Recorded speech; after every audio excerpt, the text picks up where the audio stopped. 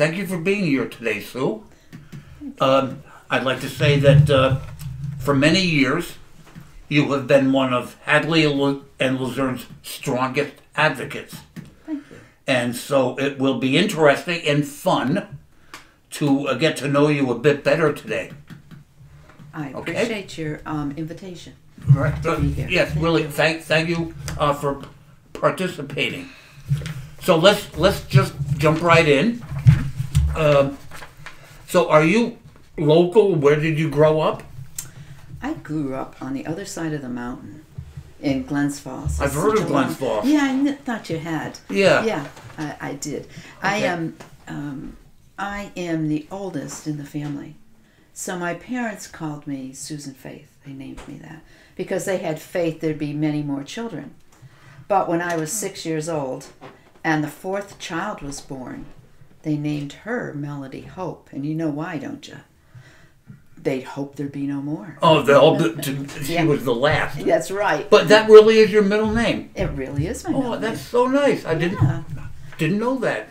Now you know something else about me. Yeah, Yes. And what was growing up in Glens Falls at that time? What was it like? You know, there were four of us, and there was a time of we weren't dirt poor and we weren't filthy rich. We were a happy family. Oh, good. And you know, and Wow. as for siblings, we got along pretty well. We all had our little squabbles and that sort of thing. But there were enough of us to play hide and seek. There were enough of us to play other games, jump rope. Lots of times we did things like that. We stayed away from the jacks because my dad didn't like finding him on the floor with his bare feet. Okay. So we didn't play that game very often. Yeah. Okay. It's not a good one. So, but for the most part, we're pretty good, a good knit family. Mom always made sure that we got to church first thing on Sunday morning, and I think she took us since we were 2 weeks old.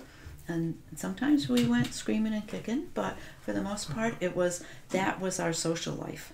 Okay. It was through the church. Okay. So, What did your dad do? my dad did a lot of things. I think when I was first, as an infant, he was a bus driver for Trailways. Oh, okay. So he Yeah. would be up and down the New York State. That was before the Northway. Right. So, you know, you went from one town to another town. Oh, interesting. And did that. And then he had his own business, and he was Ladd's Trucking in Glens Falls. And he had a regular route where he picked up the garbage, which everybody needs to get rid of, you know. Absolutely. And so Yeah. that was That is a nice small business we know some folks in Saratoga who have one. is that right? The Daggs family, right? Anyway, so, and are you still in touch with your siblings, or? It's two of my siblings have passed. Oh. And and it's strange that the oldest and the youngest would still be here, but yeah, we do. She Good. lives in Schuylerville, so we're not Oh, so okay. far apart. Yeah, All right. kind of cool. Good. Now, how did you discover your interest in what I'm going to call public service? Were you oriented that way from an early age? Was I oriented that? I think because there wasn't a lot of social media, that we made our own fun. And so I, being the oldest, seemed to be the person who had to create the games and the fun things for us. So many times my start began at the church, because our youth group, we were always looking for some kind of activity, some kind of a program and that sort of thing. So maybe that's where I would get my start from. Okay. I would be doing that. Okay. And how old were you when that I would began? dare or- say probably about 12, 13. Well, that's young. Yeah. Yeah. And were you comfortable in that kind of role as a young person? Well, of course, I had all these other young people around me, and we Okay. were just, we Good. encouraged each other Okay, good. to, That's great. to do those things. But it is young. It's kind of precocious. It's Yeah, it kind of is. yeah. Now I don't know what we wait for it to happen before we want to do something. Right, I don't exactly. understand it. And so, Hadley, how did you discover it, and how did you come to live here?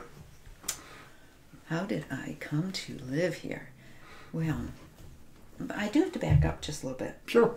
One of the things, living in Glens Falls, there wasn't a public transportation to school. So I actually do not recall riding a school bus. So we'd walk. And it was sort of like, it wasn't as bad as my dad's story where he walked to school, he walked uphill and downhill, he walked uphill both ways. Yeah. And the snow was so high that All it year, was... the snow. Right. Yeah. And the snow was so high that it was at the top of the telephone lines. Wow, that's high. It really is. But years later, I learned that the telephone poles were not nearly as tall as they Oh. are now. So Okay. that kind of, took the wind out of the Comedian sails. over here. Yeah. Okay. But meeting Ernie and then getting married at that time, he was coming over the mountain to go to somebody who had a car, either to buy or to sell or paint or something. And on the way over, he saw this house that was really run down, and he said, "Oh, that would be something that we could afford." So sure enough, we bought it, little house on the mountain, and it was the same price as a brand new Cadillac at that time. I know it. What a story. That's Yeah. that's wild. So that was our first introduction to this part of living here. Mm-hmm. Before that, my great grandmother was a Lake Luzerne person, Oh, and that of course meant my grandmother was also. sure. And so we would always come over and visit her. Okay. And, And who was that? that was Joseph and Phoebe Barrows were my great grandmothers Okay. and grandfather, and then my grandmother was Dorothy, their oldest daughter. Okay. So it was. And were they in town or out in the... They lived down by Stone's Pharmacy. Oh, okay. Yeah, Interesting. So you have really deep roots here. I sort When of you think do. about it. Yeah, That, I sort of do. that's I didn't know that. So we kind of touched on it, but your first volunteer efforts were at church then, I go. Yes. and that was organizing what exactly? Many times we would meet once a week. The youth group would meet, and so we would maybe have a supper, or we would. One of the things that we did, we would go to Westmount and sing one Sunday, and we'd have a little church service there for the people who were there at Westmountain Infirmary. West Mountain Infirmary. Yeah, Which so- no longer exists, right? Or does it? No. There is one. It's not called that anymore. Oh, it's not called that. Okay. But it's up near Gurney Lane. Yeah. Oh, okay. Yeah. Oh, okay. So- Well, that was nice. So you Yeah. were very good. And then you started, upon arriving here at some point, you started a business called So Pretty. I did. Right. Yes. After we moved to Hadley, and that's a story in itself. Oh, okay. Well, we can. Yeah. So Yeah. we were outgrowing our little house that we had before, and so we said we need a real house. We need something with a couple of bedrooms in it, and a basement, and an attic, and a place for Ernie's garage for his cars. Yeah. So we read this little ad in the newspaper, and it sent us over to Hadley, and we drove in the driveway, and we said, "Oh my goodness, nobody's been here. We have been 9 years at our other house. There is now grass growing on the roof. The windows are broken. There's no way I want to move into this place and start all over again remodeling." So we leave.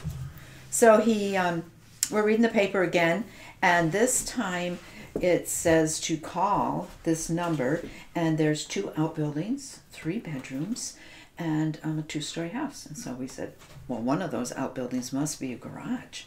Right. Sure enough, we come over. There's a barn, there's a garage, there's the house, and we Had decided... your name all over it. It kind of did. Yeah. So this time we contacted the real estate, and they showed us the house. And as soon as we walked in and I saw the woodwork and the couch, it was like, this is ours. Yeah. Very nice. And what year was that? Was that That 80s or that was on the early 80s. early yes. 80s? Yeah. Okay. So Great. we've been here a little while. Yeah, good. We've been 2001. I think that's when we arrived. Anyway, and so who taught you to sew? Who taught me to sew? It was my grandmother. And we also, I learned how to sew before I went to home ec class in 7th grade. And, you know, that's where you learn to make a skirt, and that's where you learn to make muffins and that sort of thing. I'm sorry that they don't have that anymore. Right. We kind of Yeah, I've heard that. Yeah, but anyway, so it was at my grandmother's hand that I started sewing. That's when Carissa Marr mentioned that, because she was a teacher. She talked about that too. So all right. So your grandmother taught you. She did. Okay. And quick study. Did you pick it up easily, or how'd that go? I think I did. In fact, I became a little more creative. You know, Grandma would. One of the things I remember making was a blue skirt, and it had these inlaid pleats in it, two in the front and two in the back. And so I made a blouse that had blue flowers, and in the inlaid pleats, I used the same material for the blouse. So I think that was my first design creation that we did. So all right. So you took to it then. You liked it. I did very much. And was that business successful?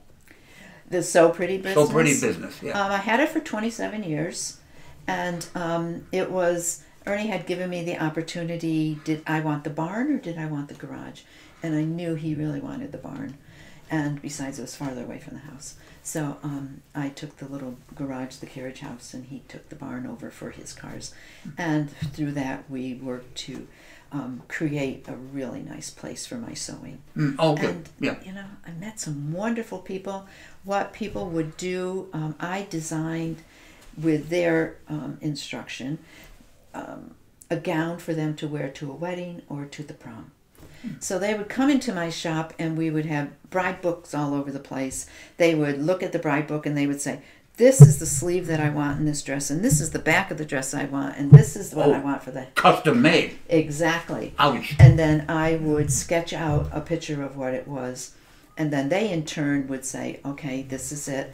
I would make them a sloper, which is a Muslim bodice to the dress. They would come in a sloper. Okay. And then they would try it on and they'd say, oh my goodness, these sleeves are too big. I don't like this. I don't like this neckline. I don't like that.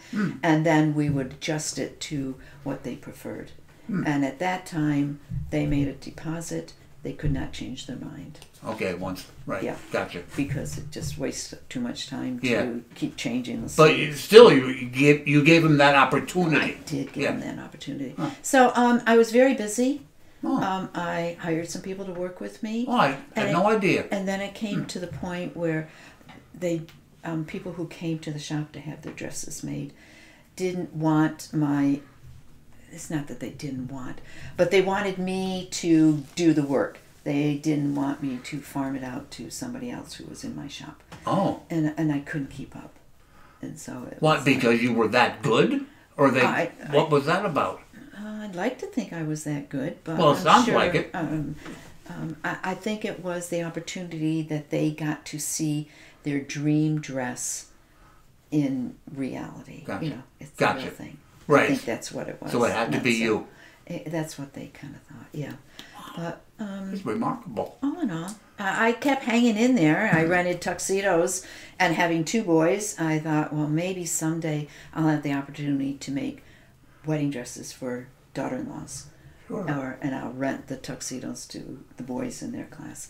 And they hung on and didn't get married until they were well in their 30s.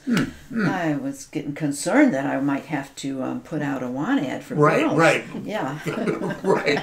But they found some really good daughter-in-laws that I would not trade for anything. You know.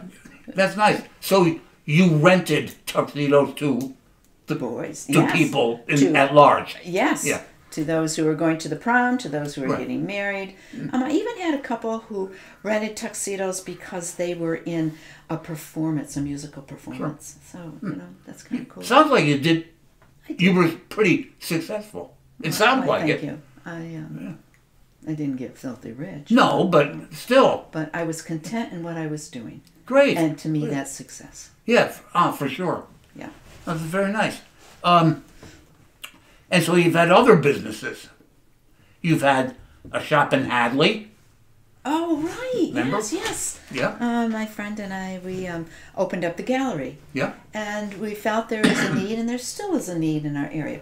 We are a very artistic community. Mm-hmm. There are many artists who have different mediums. They do clay, or they do etchings, or they do sketches, or oils, or some sort of thing. But as all artists are more creative than they want to be in opening a shop every single day and meeting the public, we provided that service to them. So we sold their items in our shop. Yeah, it's a beautiful shop. Oh, it really was. It's well missed. Yeah. And we became a destination, meaning people seeked us out for gift giving. And we got a lot of people from the other end of the Sacandaga. We're in the second home business. People have second homes, and they have guests, and the guests want to come see something different. And they would look. And then there was an issue with the building. Is that right? What happened there? Well, it was. It wasn't so much an issue with the building, but our landlord thought that she wanted more of our profit, and we were just starting to make some money. Yeah. And the rent went kind of too steep. Okay, gotcha. So we said, no, we can't do this anymore. And now it's empty, isn't it? It is. Maybe that wasn't the best decision that person I made. kind of like to think that. Yeah. Because I really feel that we had something unique for our area. Mm-hmm. I loved it. I loved it there. It was great. It was. Yeah. It was good people to deal with. Yeah, it really was. Well, could you do something like that again, or is that like the past, or that won't happen?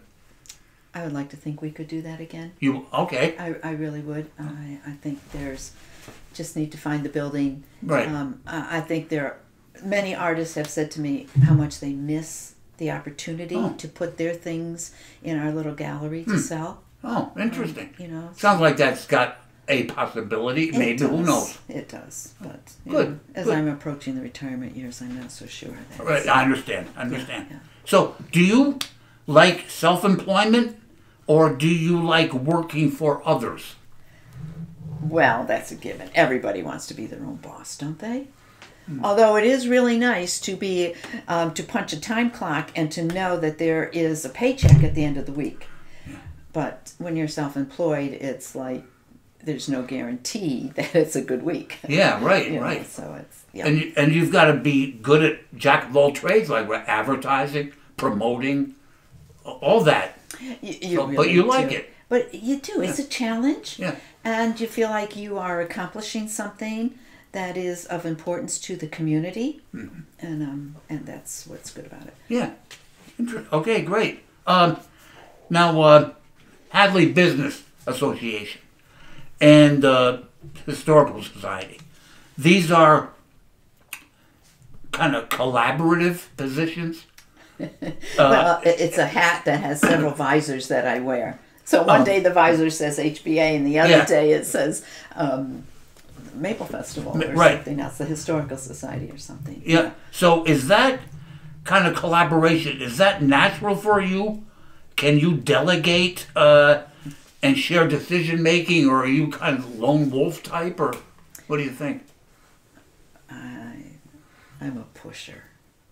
You're a pusher? I'm a pusher. Okay. So it's like, you're really good at this, John. I think you could do this for help us out at the Maple Festival. Okay. So I push you into that. You're really good at this, and it would work really well with the Historical Society. So I push you in that direction. Okay. So a little flattery, a little compliment. Yeah. Sometimes a little schmoozing. Yeah. Okay. Good. And a little. Okay. But I think I consider myself. I see a connection. I see where you could better a society, and even perhaps better yourself by doing that. So that's a nice way to approach it. That's what I think I do. It makes people feel good. Well, you should. You have a great talent here, and you should use it. Excellent. Well, yeah, real interesting that it is. You have that approach. Okay, what else is out there in the world that you haven't done but that you would like to do? I want to go see the Grand Canyon. That's on my bucket list. Right. But if you're talking in lines of what I could do for our community, I think there's a couple of things that I can do. One is I'm already actively, I have a love for history, and we have historic spots in the town of Lake Luzerne that people need to know that we have these things. So what I do is I look for ambassadors. I look for friendly people to greet people and be in each of these historic spots so people can come in and see it. Right. And this year we're kind of taking a different little turn on it. We feel that you've been to the one-room schoolhouse once. It doesn't change. We dust it, we wash the windows, but that's about it in there. So what can we do to make it more enjoyable for the community? So this year we're going to try every Friday is leave your electronic device at home and come play old games at the schoolhouse. So it is a time that you'll do jump rope. We'll have a bucket of chalk so you can do chalk art on the sidewalk. You can make hopscotch. You can play these old-fashioned games. And, you know, this is something that is a lost art if we don't keep it up there in sight for them. And so we have one of the other things is every other Friday we'll have croquet practice out behind the Harmon Rockwell and to get ready for a croquet tournament at the end of August, I believe. Okay. And then there is very nice. Another little thing that we're trying to do is keep with National Cowboy Day, which is July, and involve the historic sites. And the other one is National Music on the Porch Day. So is there such a thing? There's such a thing. No, there's I mean, all kinds of out in the world, there is yes, music on the porch day. You just look it up. You'll see that there's national days for everything. There's there's a national day for bird watching, and there's a national day for you name it. It's there. So get your ukulele out, get up on your porch, and start pedaling and making a little tune. Okay. Yeah. That's great stuff, Sue.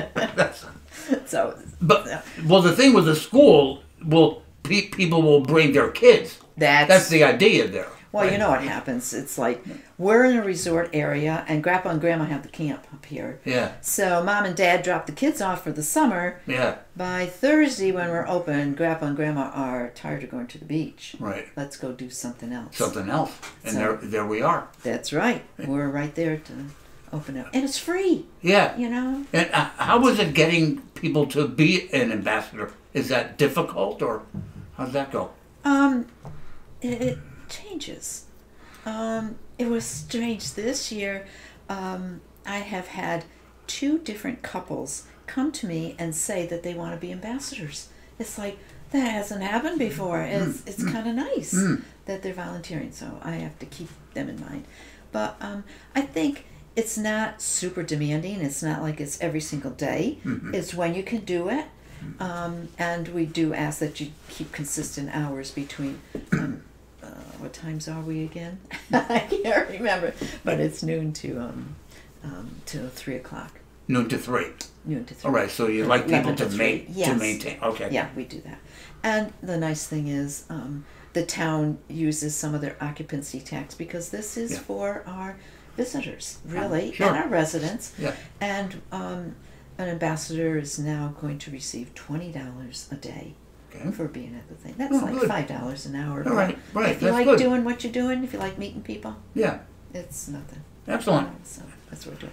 The other thing I have to put a plug in for. I'm sorry, I know that's I've only fine. got a couple more minutes. No, but the other thing is, I think we are missing a community center where we can go hang out.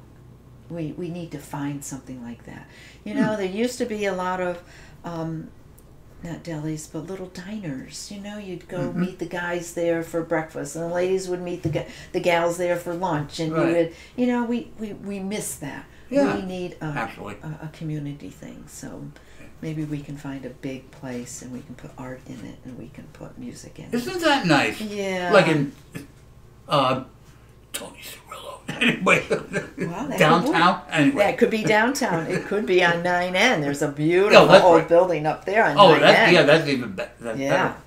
So, well, good luck with that. Well, you got a lot of things going on. I do. In your Yeah. mind, I mean. My mind short circuits at times. Yeah, yeah. So the idea of retirement, is that something you think you'll ever do? I mean, really retire the way we understand it. Well, I guess retirement is something different to all people. I do see myself slowing down. I am now to the point where I'm starting to train other people to do the things that I do, so that I have, like the Maple Festival. We are making some changes to that, so it's not so demanding on Ernie and I. So younger people are stepping up and helping. This year, the school has just been super, super helpful. Oh, yeah. You know, it's like each of the classes, the sophomores, the juniors, the seniors, that sort of thing, are each taking a different part. So the juniors need to raise some money, so they're helping with the vendors, finding vendors for the festival. They'll be there to mark the area for the vendors to set up. They'll be there on Saturday morning helping them go to their places. Yeah. The sophomores are now, that's why I was on the phone with the sophomore advisor, and they're going to be serving coffee and donuts at the car show. So, you know, it's giving them a little chance to understand what business is like. Yeah. Well, get a little customer service. Yeah. Was this you? Did you originate this? This notion of involving students? Or?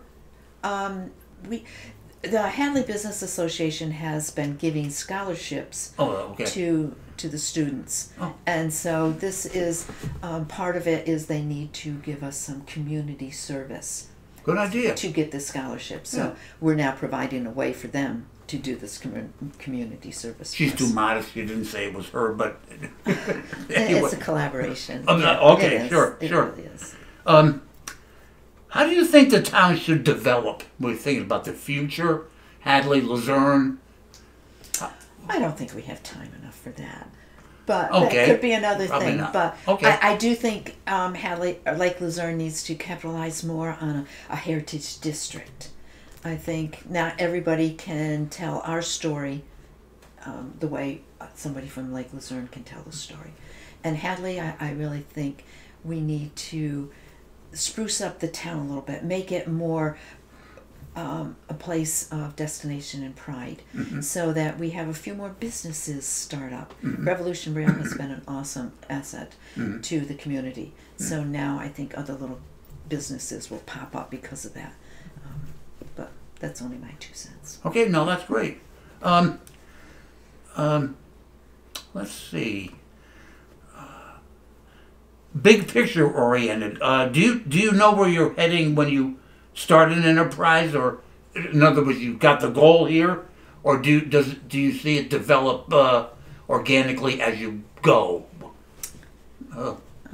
I firmly believe we're all put on this earth for a certain reason, and sometimes I get an idea and I think, is that really a viable idea? And the only way to test that idea is to try it. So to answer your question, I think I start with the idea, and if it works out the first step, then I run with it. Okay. And then it, like a snowball. You know, Okay. you start and you roll it, and it gets bigger and bigger. Sure. Yeah. That's a perfect answer to that question. How did you meet Ernie? How did I meet Ernie? Yeah. The paper boy brought him to church. So Paper- I was there. Okay. And being the shy person that I am, Yeah. I went up and welcomed Right. him. Yeah. Okay. I said, "Oh, I'm so glad you're here." And then it just blossomed from there. Okay.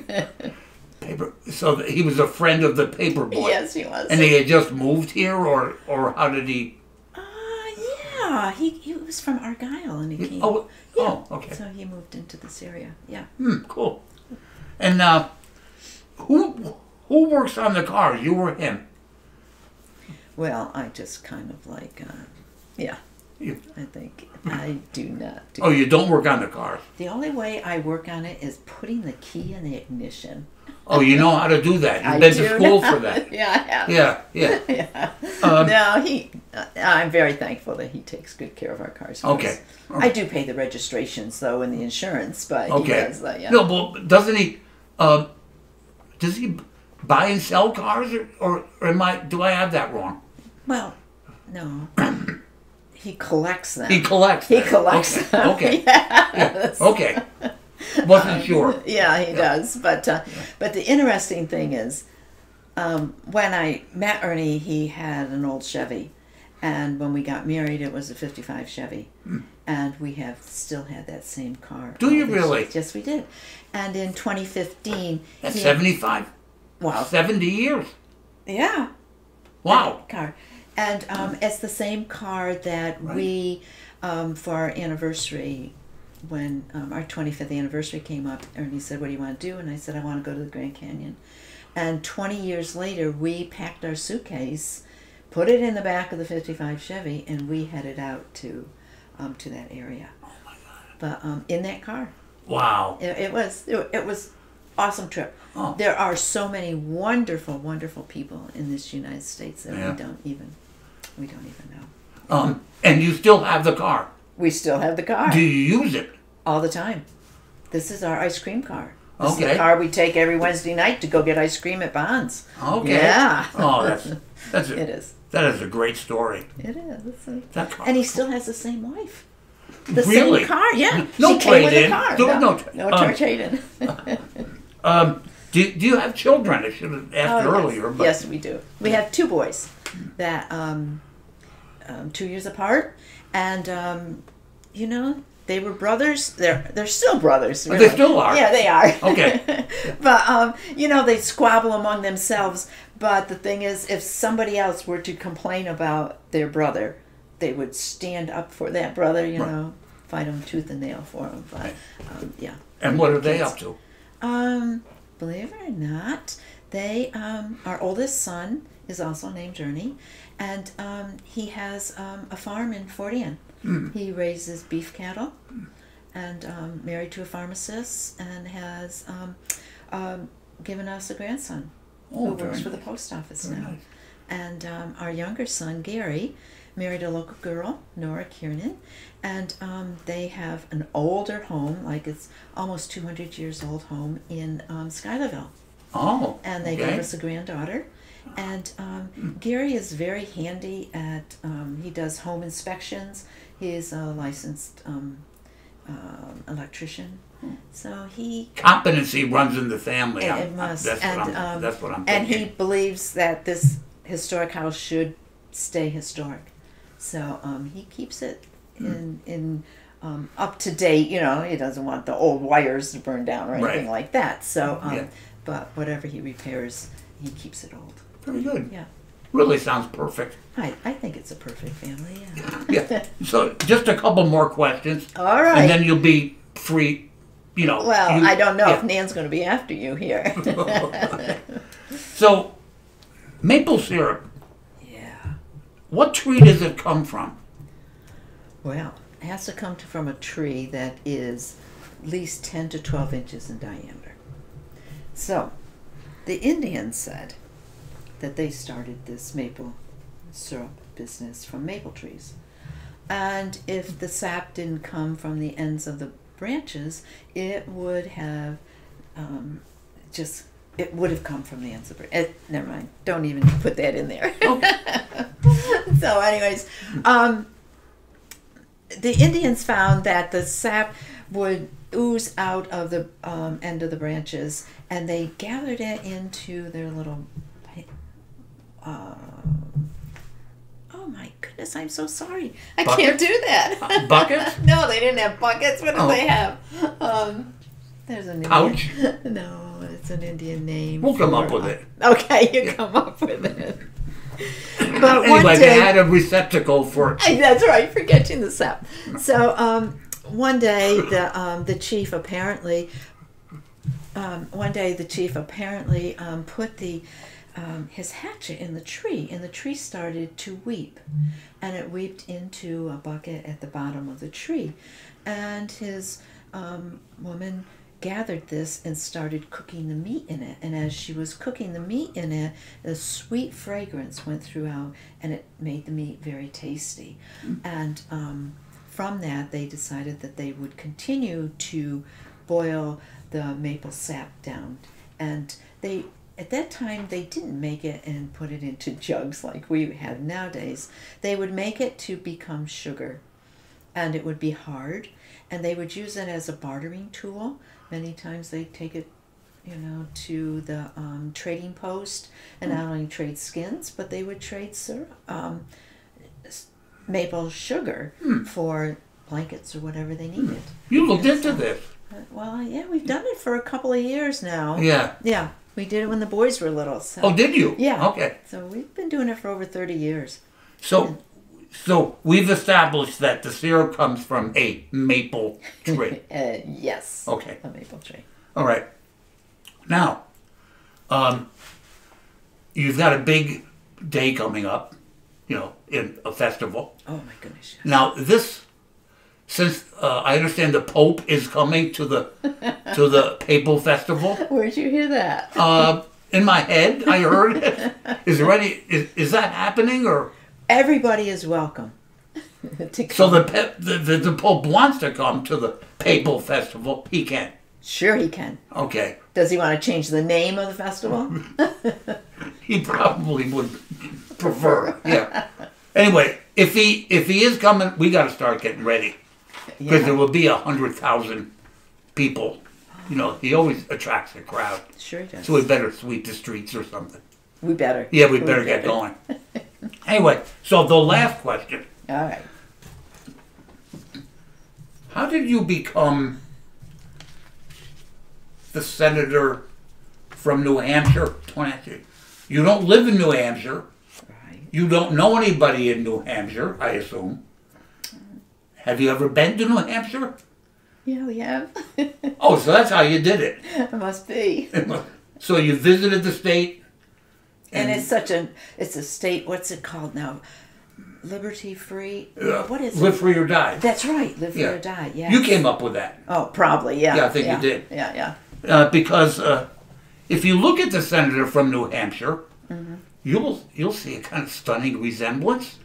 So I did wonder how you pulled it off. I think we all have a double, don't we? Oh, probably. Yeah. Yeah. And I looked her up too, and I thought, what a really remarkable person. I'm glad we're alike. Yeah. Yeah. Okay. Well, this has been great. I knew you would be. I knew you would be. So there's so much more I'd like to ask, but our time is running short. Susan, Sue. But I want to thank you for joining us and sharing your story. And you're going to be famous. You're going to have to deal with a whole other dimension. Because of this interview? Yeah, people are going to want autographs. All right. So you always have a pen with you now. Okay, I better do that. No, you're a remarkable person, and Thank you. Thank you for even inviting me, or even think I was worthy to be interviewed. Yeah, so, yeah. Thank you for that. Okay, thank you, and all right, see you next time or soon. Okay. We'll see you soon. All right.